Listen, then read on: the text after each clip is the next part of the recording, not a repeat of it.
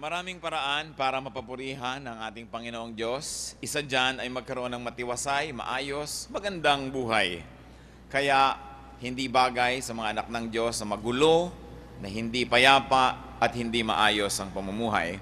Spirituality must translate into a good life. And people who are spiritual should not be guilty for having a good life. Because life is a gift from God, and therefore it must be brought to the highest possible levels, not only of enjoyment, but also of meaning. Bakit may mga nagkakaroon ng buhay na maayos, merong magulo, may tahimik, may payapa, merong hindi? It's a matter of choices. And you always have to choose between right and wrong, between good, better, or best. And choices are often clear. Sometimes they are not. And choices can be confusing. We're going to refer to Proverbs for 8 no-nos on rightness. Mga sinasabi ng Proverbs na hindi dapat gawin kung gusto mong maging tama ang pamamaraan sa buhay, tama ang tinatahak na landas. Salamat Diyos sapagkat kayo ay may mga iniwan sa aming mga babala, katuruan, halimbawa.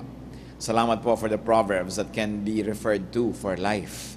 Salamat sapagkat maaari kaming magbasa, mag-aral, magmemorya ng mga katuruan nito at ito'y aming unawain at i-apply sa buhay. Patawarin mo kami sa mga kasalanan namin, O Diyos. Lahat po kami, pag humaharap sa inyo, nakikita namin na aming mga karumihan, ang aming mga kasalanan, sapagkat kayo'y kaliwanagan, kayo'y kabanalan, kayo ay sakdal, puro dalisay. Lord, purify us, cleanse us by forgiving us. Forgive us our sins. We acknowledge our wrongdoings. We acknowledge our shortcomings. Forgive us. Cleanse us. Fill us with your love and forgiveness. Fill us with your Spirit so we can see you face to face and learn from you. Ilayo niyo po kami sa gawa ng mga masasamang espiritu, mga masasamang tao, at pati ang mga mahal namin sa buhay ngayon, alagaan niyo rin po sila, Lord. Bigyan niyo kami ng payapa, tahimik na isip, at nasa ganon makapagtuon kami sa inyo ng pansin na di aagawin ng sinuman o ng anuman. Speak to your people, speak in power and majesty. We ask you, Father, in the name of Jesus our Lord, our teacher. 8 Proverbs and 8 Proverbs no-nos on rightness. Napakarami pong katuruan yung mga Proverbs sa do's and don'ts. One is do not forget parental teaching. Wala naman tayong bagong ambisyon na pag-aralan. Yung Proverbs naman had always been there. It's constant. But what's important is, as our wisdom increases, we review basic things, and definitely we will find new meanings and new applications because now we're able to plumb the depths of such words, and now we are more equipped to see what probably we missed seeing when we were a little bit younger in our spirituality. Ang isang mahalagang paalala, do not forget parental teaching. Kahit ano pang sabihin natin, kahit mas marami pang anak ngayon ng mas maraming technical or academic education than their parents, iba pa rin talaga ang turo ng magulang. Proverbs 6:20, my son, keep your father's commands, and do not forsake your mother's teachings. For one, parental love is probably the purest love, and therefore, parental teaching is probably the purest in intentions. May mga nagtuturo sa atin, pero para lang tayo i-manipulate. May nagtuturo sa atin para matrain tayo na maging spare part ng machinery ng kanilang kumpanya, kaya ka tinetrain. May nagtuturo sa ng mga bagay-bagay para pakinabangan at ma-employ, pero ang itinuturo ng magulang para talaga sa ikabubuti ng anak. Nakakalungkot lang na kuminsan marami ng pagkakamali at nagkaedad na ang tao bago niya maisip na tama pala si nanay, tama pala si tatay. So bago pa tayo dumating sa ganung realization, made wiser by the pains that we go through, tandaan na lang natin ang sabi ng Proverbs, do not forget parental teaching. Pag gagawa tayo ng mga desisyon, lagi mong isipin, ano ang sasabihin ng nanay ko o ng tatay ko kung malaman niya itong gagawin ko? Anong payo ang ibibigay niya? Magkamali man kung minsan ang payo ang magulang, there is definitely no mistake in the intention. And the intention is always for our upliftment, for our betterment, for our well-being. At dahil lang doon, we should honor parental advice. Napakaraming tao na pahamak dahil lang nilimot yung parental teaching. Ang sinabi dito, do not forget. Ibig sabihin, alam mo na yung teaching ng magulang mo. Huwag mo lang kalimutan. Iba talaga yung perspective na ibinibigay ng edad, yung perspective na ibinibigay ng pagdaan ng panahon. And when this is filtered through remembrance and very specially interpreted to help you it is going to be good for you. Another proverb, no, is do not neglect sound judgment. Do not abandon sound judgment. Again, the presumption is you know what sound judgment is. You know what good and bad are. Ano alam mo pinakaiba nun? Nasabi, huwag mong kakalimutan yung tamang pag-iisip. Alam naman natin kung anong tama. Alam natin kung anong tamang pag-iisip. Kung bakit pinipili lang ng marami sa atin yung maling paraan ng pag-iisip, yung maling landas na tatahakin, samantalang alam natin kung ano ang tama at mali. Seldom are we going to be surprised, yung pala ang tama, ito pala yung mali. That's very seldom. Most of the time, we really know what is good and what is bad, but we just neglect sound judgment. Minsan sinasadya natin huwag maging maingat, nagiging padalos-dalos, nagiging careless. Sabi sa Proverbs 3:21, my son, preserve sound judgment and discernment. Do not let them out of your sight. Sino ang madalas na maligaw? Hindi niya na-preserve yung sound judgment. Those who surround themselves with people who insist on making him do the wrong thing. Evil company ruins morals. Kadalasan yung alam mo na tama, pag lagi kang nakakarinig ng kabilang opinyon, nababaluktot din ang iyong pananaw. Na bagamat alam mo pa rin yung tama, pero namamanhid ka doon at nagagawa mo pa rin ang mali. Dapat lagi tayong nare-refresh on what is right, nakikipag-usap, nakikibarkada tayo sa mga tama ang takbo ng utak para magkaroon tayo ng balanse at laging malinaw ang pag-iisip, hindi nadadaya. Sabi, preserve sound judgment. It means that sound judgment, even though you know it, may be forgotten, may be neglected. We have to keep on preserving that. Ngayon, hindi na lagi sa mga pelikula that crime does not pay. Marami na ngayon ng mga istorya, yung storyline nila, crime pays. Sa postmodernism, wala na mga absolutes, wala nang tama at mali. Kung ano na lang naisip mo, yun ang pwedeng mangyari. Dapat bantayan din natin ang mga sarili natin sa panonood ng mga pelikula, pagbabasa ng literature, na masyadong postmodern yung approach. Kasi marami na dyan na crime pays. Mapapansin nyo yan, nung araw, walang criminal story o walang story na may mga bad people who are not punished in the end. But right now, pwedeng ipakita na, see, for being bad, these people are having a vacation in the Caribbean. Kaya lalagyan natin dapat bantayan yon. Sabi, preserve sound judgment. You have to fight for it because the world system will want it taken away from you. Another proverb, no, to have a good godly life is that do not resent, do not reject godly correction. Yung una, pinapreserve mo yung good judgment para hindi ka gagawa ng mali. Pero just in case nakagawa ka na ng mali, huwag mong tanggihan, huwag mong kainisan, huwag mong layuan yung nagtutuwid at yung pagtutuwid sa iyo. Do not reject godly restriction or justice. Proverbs 3:11-12. My son, do not despise the Lord's discipline and do not resent His rebuke, because the Lord disciplines those He loves, as a father the son He delights in. Huwag daw sumama ang loob kung itinutuwid. Huwag sumama ang loob kung ang mga liku nating gawa ay hindi binibigyan ng premyo at nagkakaroon pa nga ito ng parusa. Sapagkat ano mangyayari sa atin kung yung mga kamalian natin biglang may mga rewards? Mawiwili tayo sa paggawa ng mali, hindi natin malalaman na lumayo na pala tayo ng lumayo sa tama. At dito din merong definition ng good parenthood and good parenting. Mahal mo ang anak mo, dapat mong disiplinahin. Discipline only says that you must reward good behavior and punish bad behavior. At nasa ganoon, sa formative years, lalo na ng mga bata, matanim sa kanila kung ano ang tama at mali. Kadalasan, pag naitanim na ng malinaw, malalim, matibay sa isang isip kung anong tama at mali, kahit tumanda na siya, magkaedad na siya, hindi mo na ulit-ulitin yung lesson, alam na niya ang tama at mali. At yun man ay sinusuway niya, alam niyang may sinusuway siya na pamantayan ng tama at mali. Huwag tayo nagtatampo sa Diyos. Kadalasan, meron tayong mga hindi natatanggap, nagtatampo tayo sa Diyos. Dapat nating isipin, itinutuwid siguro ako ng Diyos. May mga gusto akong mali. May mga gusto akong hindi bagay sa akin. May mga ginawa akong hindi tama. Sabi, do not despise the Lord's discipline. Pwede ka bang lumaban sa Diyos at pwede ka bang magtagumpay na nagtatampo ka sa Diyos?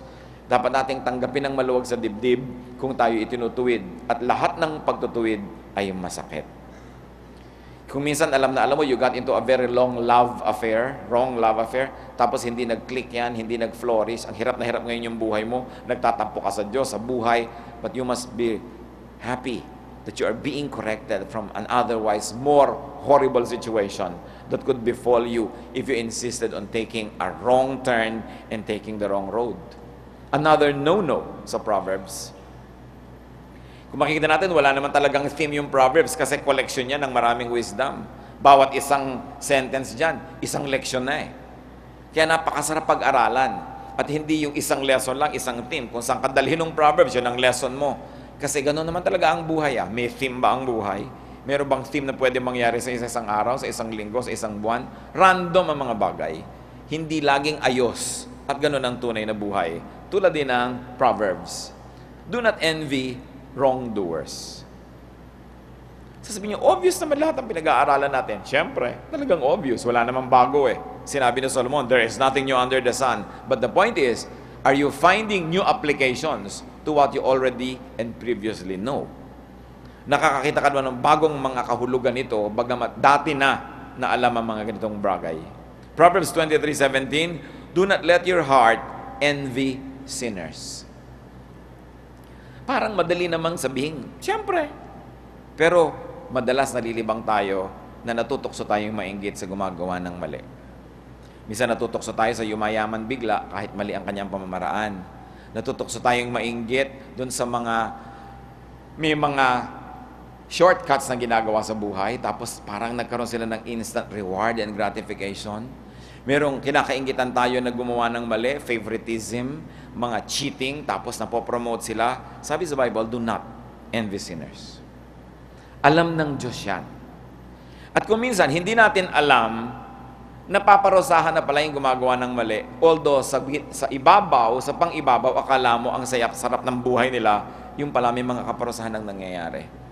At kung minsan naman, akala natin, dehadong-dehado tayo dahil tayo yung gumagawa ng tama, hindi pala natin alam na may mga blessing na ibinibigay sa atin ng Diyos.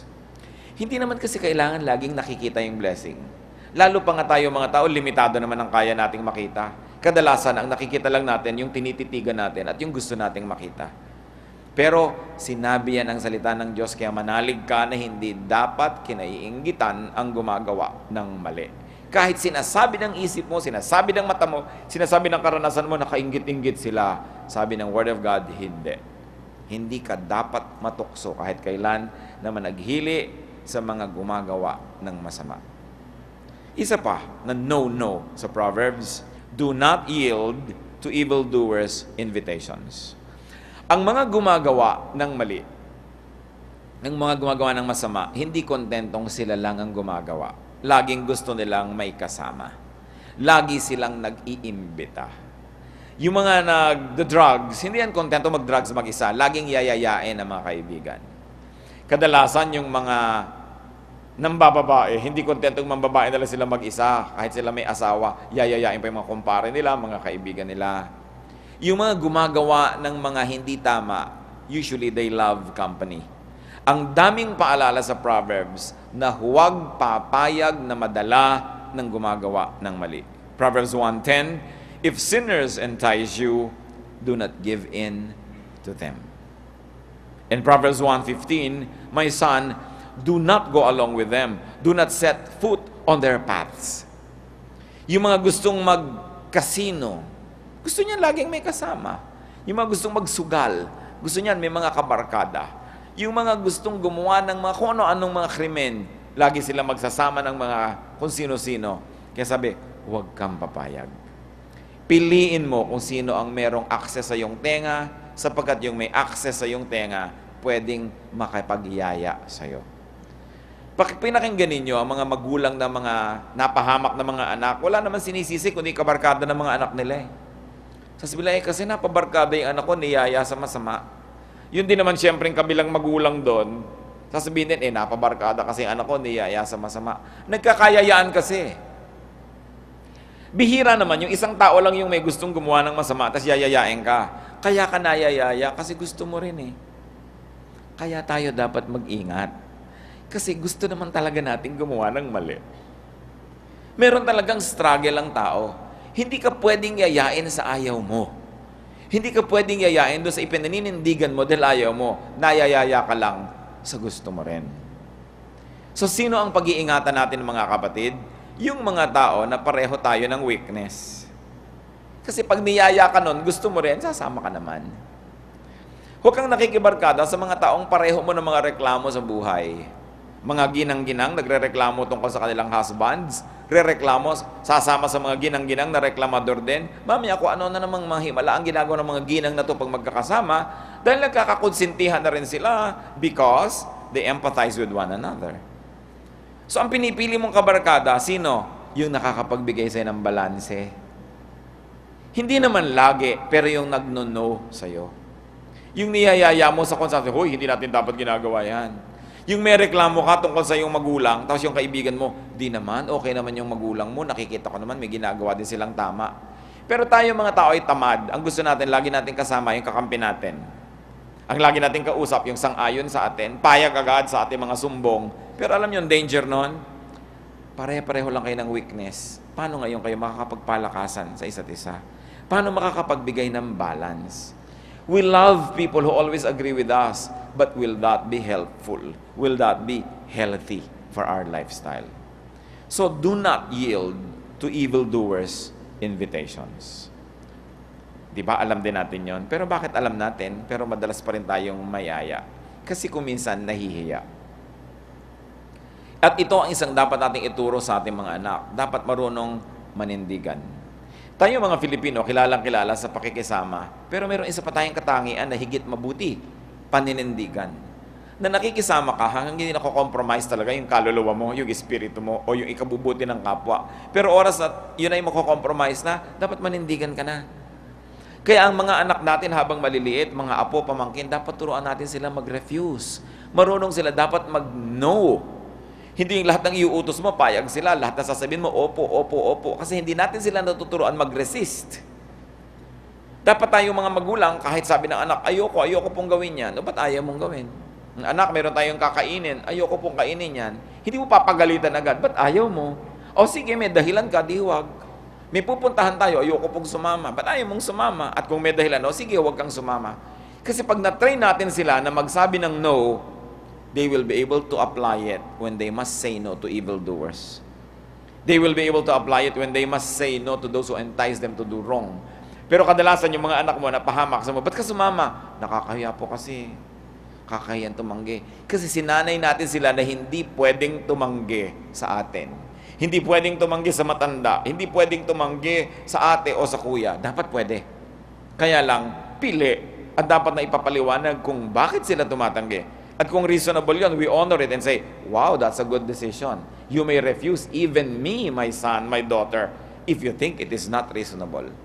Then we begin to make people na may sariling anino. Nakakalikha tayo ng mga tao na pwedeng tumanggi. Hindi sunod-sunuran. Hindi yes man or yes woman. It's important. Another wisdom from Proverbs, if you are going to have a quiet, beautiful life, whenever possible, do not be an outlaw. Do not join those who wrongly oppose power or the powerful. Siyempre, romantic isipin that you should stand up to the powerful, that you must have an advocacy, that you must stand up for this and that and against this and that. But if you're going to be very personal and healthfully selfish, in other words, you're practical, you have only one life to live. Kahit ka pa may buhay sa kabila, isa lang ang buhay mo dito. So dapat mong iniisip kung para saan mo to ginugugol at saan mo uubusin. Why live as an outlaw? Why live as an outsider when you can be an insider? Instead of simply fighting power, why not find a space for you within the system? Hindi ko minamaliit yung mga matataas na hangarin ng mga tao na sumasalungat sa mga kapangyarihan, naghihimagsik for the sake of principle. Pero tingnan nyo yung mahilig lumaban. Sa mga kumpanya, yung ang hilig-hilig lumaban, sasali ng unyon, lalaban sa mga boss, madalas yung buhay nila ang gulo-gulo. Pag may natanggal, sila yung natanggal. Tapos yung mga followers nila, dahil ang dami-dami hindi naman matatanggal sila lang. Proverbs 24:21-22, Fear the Lord and the king, my son, and do not join with the rebellious. for those who will send sudden destruction upon them, and who knows what calamities they can bring. Lalaban ka sa makapangyarihan, humanda ka, isacrifice ang buhay mo. Isacrifice ang buhay ng iyong asawa at anak, magulang, kaibigan, mga mahal mo sa buhay. Hindi ko sinasabi mga kapatid na huwag kayong magkaroon ng paninindigan, huwag kayong lumaban sa oppression, huwag kayong lumaban sa masama. Pero isipin nyo rin mabuti, kung minsan yun namang partido na ipinaglalaban mo, masama rin eh. Hindi rin lumalabas pa lang yung kasamaan niya. Meanwhile, iisa lang yung buhay mo, ano nangyari? Namundo ka ng 10, 20 years, maibabalik mo ba yung nawala? Yung nagkawalay kayo ng mga mahal mo sa buhay, maibabalik mo ba yun? Kaya nakikita nyo, pati yung mga digmaan na sinasalihan ng mga bansa, usually vanity lang ng mga hari ang mga digmaan, failure of diplomacy. I remember one poem by J.D. Drilon Jr. who was a veteran in the Korean War, na minsan nasa mga dugout sila, nasa mga hukay-hukay sila para hindi tamaan ng mga bala, foxholes. Sabi niya, we are at war because elsewhere our leaders failed to make the peace. And it's true. Many lives are just used as pawns in cruel chess games played by kings. Kaya kung mahilig ka sa ideology, na-convert ka sa ganung ideology, lalabanan mo ngayon yung kabilang partido, naubos ang buong buhay mo, it's an unsung life, uncelebrated life. Meanwhile, it's your only life. So isipin mo kung kanino mo itinatalaga ang iyong buhay. At kung makikita mo rin lang na may space within this system, though you may not like it, but there's a space which will allow you to live your life to the most that you might be allowed by the system, it's best not to fight power. Kasi yung buhay mo, iisa lang. Marami yan mga teaching sa Bible. So be careful with your words. Do not criticize the king or the rich, because the birds of the air will take your word to their very bedrooms, and they will know what you're saying, at kawawa ka naman dahil bumabangga ka sa pader.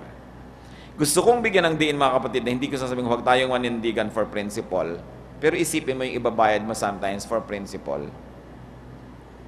Merong mga taong napaaway, nasaksak, napatay dahil lang sukle sa jeepney.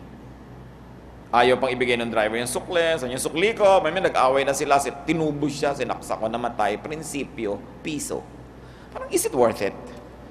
Dapat isipin natin, ang buhay kasi natin bigay ng Diyos, pinapahalagahan mo. Init ng ulo, makikipaglabanan for parking lot, nagbarilan. Yung isa namatay, yung isa nakulong for life. Para sa parking space, principle. Kailan mo ibebend yung principle when you say, well, it's not worth dying for? No? Tinitingnan natin yun. Is it worth dying for? Napakahalaga kasi minsan ka lang mabuhay. Minsan nadadaya tayo. Mga mangmang nadadaya yan. Yung mga hindi nag-iisip nadadaya, nare-recruit, nahihikayat, pang-ubos ng bala ng kalaban. Sila yung mga frontliners. Sila yung tagagawa ng mga dapat gawin. Meanwhile, yung mga ideologues, yung mga may mga ideya, yung mga matatayog ang mga hangarin, mga safe, mga tahimik ang buhay at masasarap ang mga buhay habang nauubos at nagdurusa yung mga tagasunod nila. Lahat ng mga isms may ganyan. Lahat ng mga ideology may ganyan. Lahat ng mga pananalig may ganyan. Kaya bantayan natin mga kapatid, saan natin idinededicate ang ating buhay? Another no-no on rightness is do not take advantage of the weak. Proverbs 22 verse 22, do not exploit the poor because they are poor, and do not crush the needy in court. Isa yung no-no talaga sa Biblia, mang-aapi ka ng kawawa, mang-aapi ka ng mahina, ng mahirap, ng may sakit, ng matanda, ng bata, ng babaeng mahina, lahat yan. Sinasabi, no, no, no, do not do that. Because God is on the side of the weak. It is not always apparent that He is. It doesn't always show. But the Bible tells us that God has a soft spot in His heart for the weak. Kaya ang ginagawa natin para sa mga mahihirap, sa mga mahihina, sa mga walang kalaban-laban, inaari ng Diyos na ginawa natin sa Kanya. So kung ginawa natin ng mabuti ang mga taong ito, ang Diyos ang nagsusukli. At kung ginagawa natin ng masama ang mga mahihirap, mga kawawa, mahihina, ang Diyos ang naniningil sa atin. Minsan pa, hindi naman laging obvious na nasisingilan tayo. Pero sabi sa Bible, sinisingilan ka. Nadaramdaman mo man o nalalaman o hindi, nasisingilan ka. God's justice is always at work. At huwag nating i-provoke yung galit ng Diyos. Ang kapangyarihan na ipinahihiram ng Diyos para ating kupkupin ang mga kawawa at mahihina. Hindi ito ibinibigay forever para lang palakasin natin at pasarapin ang ating buhay. Ito ay pahiram. There's always a responsibility that goes with power or influence. Pag naging supervisor ka, naging manager, naging executive, naging may-ari ng kumpanya, meron kang pananagutan dun sa maliliit at meron kang pananagutan sa Diyos na siyang nagpapahiram ng kapangyarihan. So do not take advantage of the weak. Isa pa sa mga weak, yung nagmamahal sa'yo. Yung alam na alam mong mahal na mahal ka, kahit sabihin mong tumalon ka sa building, tatalon, ang dami ko nakikitang pang-aabuso niyan. Bakit nyo pagsasamantalahan at kakawain nyo nagmamahal sa inyo? Hindi ba dapat gantimpalaan nyo pa ngayon? Dapat yung suklian ng pagmamahal? Pero ang dami ko nakikita kahit mga asawa, abusong-abuso dahil alam nilang mahal na mahal sila.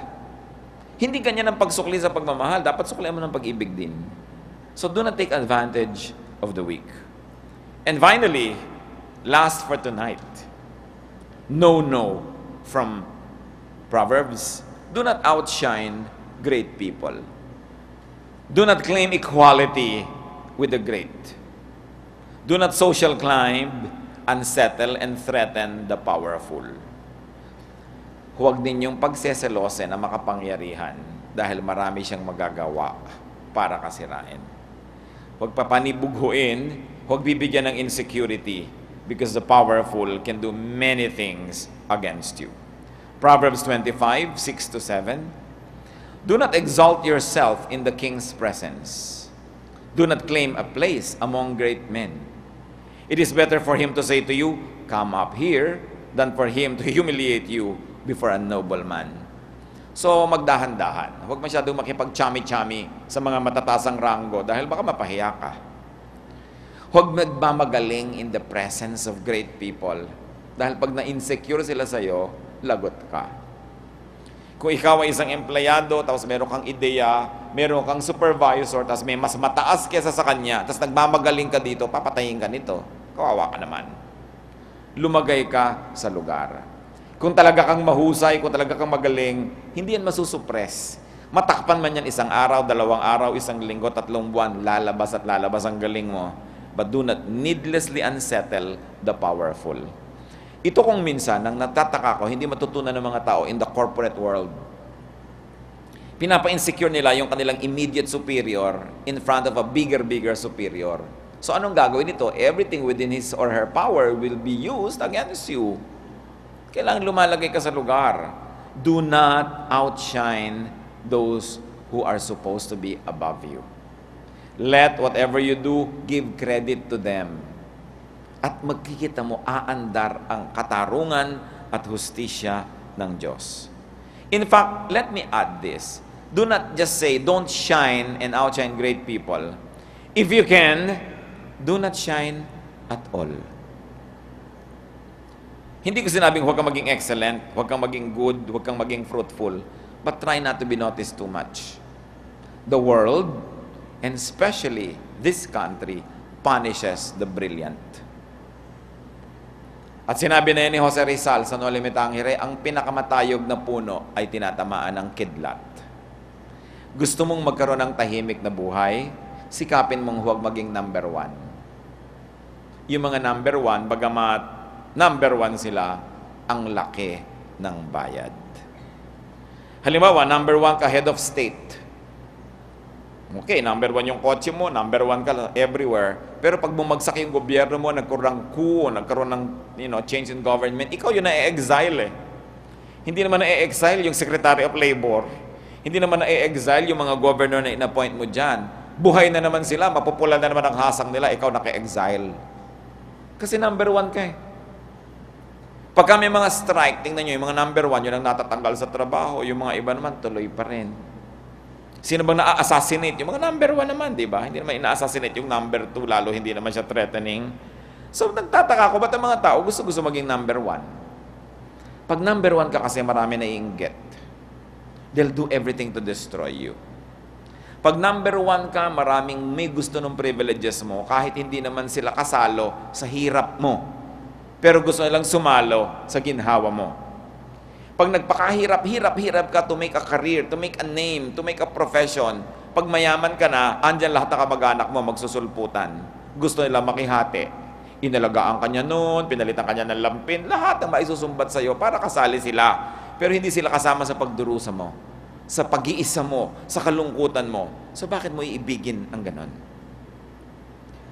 Nakakalungkot lang na bago ma-realize ng iba, number one na sila. And almost irreversibly number one, so they have to maintain and maintain and maintain it. You know what life is? Meron ka nagagastos, nakakabili-bili ka ng gusto mo, kakalakad-lakad kayo, medyo ka free. Pwede kang huwag magtrabaho o magpalit ng trabaho dahil hindi ka naman sobrang asang-asa doon sa ginagawa mo. Okay na dapat sa buhay yon. Hindi yung magkamal ka ng pagkarami-rami. Pag ang dami mong kayamanan, ang daming gustong sumingil ng buwis sa'yo. Biglang ang dami palang gobyerno. Hindi lang isa dahil maraming naniningil sa'yo ng buwis. Maraming mga nangingikil. Nung araw, mga 60s, 1960s, yung mga artista, mga tao, hindi nila alam, gusto-gusto sumikat. Pag sikat na artista ka pala, may mga gangs nun na humihingi ng malaking portion ng income mo. Pag hindi, bubusan nila ng asido yung mukha mo. Di mabuti pa, hindi ka nalang naging sikat, nasa listahan ka nila ng bubusan. Tapos bigay ka ng bigay, ang sama ng loob mo, para huwag lang ka nilang busan. Ang hirap di maging sikat. Ang hirap na kilala ka, ang hirap na leader ka. Pag nagkamali ka, ine-expect ng mga tao, wala kang mali. So pag nagkamali ka, may nakaalam ng pagkakamali mo, gusto ka laging blackmailin.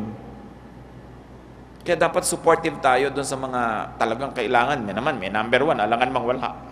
Hindi naman pwedeng wala kang leader, hindi naman pwedeng walang number one, pero we must be supportive because there are many people who like to destroy them. There are many people who like to see them fail. But when our leaders fail, when the number ones fail, we go down with them because there's a bit of us that will also suffer. Dapat nating inuunawa ang ganitong bagay. At yung mga hindi sikat, pasalamat kayo. Kung hindi nyo kailangan ng bodyguard, pasalamat kayo. Kung hindi nyo kailangan ng publicist dahil laging may naninira sa inyo, pasalamat kayo. Huwag kainggitan yung mga taong nangangailangan nun. Dahil hindi lang natin alam kung anong mga hirap, kung anong mga bayad ang kailangan nilang gawin dahil sila'y number one. So, you want a quiet life? Settle for 2 or 3 or 4. Shine in your work. Be excellent. But try not to shine everywhere else. Lalong-lalo yung kilala ka, sikat ka. Ang mga tao kasi maiinggit sa'yo. At pag naiinggit sa'yo ang tao, wala silang iisipin kundi paano ka sisirain. When we talk about rightness, it doesn't always talk about morality or the opposite of wrongness. Pinag-uusapan lang dito yung pinakamagandang paraan para mamuhay. At kung gusto natin ang paraan para mamuhay, read the Proverbs. Read Ecclesiastes. Talagang ang galing ng mga katuruan nila. Yung mga karunungan na inipon ng matagal, pagkatapos na preserve because they are true. Kaya dapat nating pakinabangan lagi yan. Huwag niyong kakalimutan to read the Proverbs. At laging magbasa niyan. Maging ang sarili nating Proverbs, yung wala sa Bible, Proverbs ng Filipino nation, ang gagaling din ng mga katuruan na pwedeng-pwedeng maging pamantayan sa buhay. Life is a gift. It must be engaged. It must be enjoyed. It must be celebrated. So, we must not expend needless energy for other pursuits. Pag nakinig tayo sa Proverbs, dadami ang ating kaligayahan, liliit ang ating mga needless worries, magkakaroon tayo ng mas malaking space sa ating puso para purihin ang Diyos at maging mabuti sa ating kapwa. Diyos namin, ano po ba ang katuruan na nais niyong baunin namin? Marami ko yung pinag-aralan na verses. Lord, kung makikinabang kami ngayon sa isa lang, man lang o dalawa, sulit na sulit ang pagpunta namin. Ituro mo sa amin, Panginoon, kung ano mga dapat naming hindi gawin at mga dapat gawin bilang tamang tugon sa aming pag-aaral ngayon. We learn from the Proverbs and we know, Lord, that your word is wonderful, it is perfect, so teach us how to apply this in our lives. Magbulay-bulay tayo mga kapatid, isipin natin, ano nga ba ang dapat nating reaksyon sa mga pinag-aralan natin ngayon? At nawa, sa pakikinig natin, sa katilinuhan ng mga kawika na ito, mas makita natin ang ganda ng buhay. Aming Panginoon, turuan niyo kami sa saglit ng pakikipagniig sa iyo.